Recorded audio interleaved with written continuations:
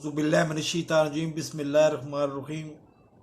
आज 21 सितंबर 2021 है और आज के इस दौर में, इस साल में, इस दिन में पाकिस्तान में ऐसे दो वाक़यात हुए हैं कि जिसको देखते हुए मुझे खुद अपने आप से शर्म आ रही है कि हम इंसान हैं ही नहीं, हम दरिंदे हैं।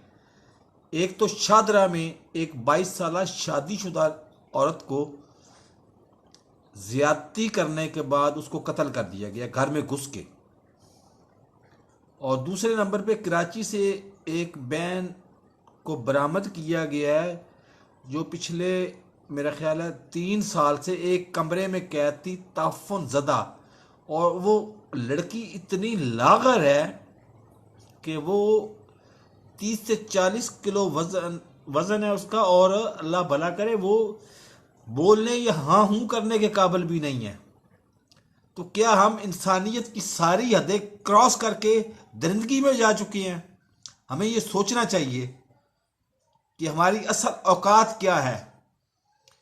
मेरे चैनल को अगर सब्सक्राइब नहीं किया तो साथ लगे नीचे लगे रेड बटन, लाल बटन को पुश करके मेरे चैनल को सब्सक्राइब कर ले और साथ लगी बेल आइकन को दबा के ऑल नोटिफिकेशन को ऑन कर दे ताकि मेरी हर नई आने वाली वीडियो को नोटिफिकेशन आपको बर वक्त मिल सके। अल्लाह हाफिज।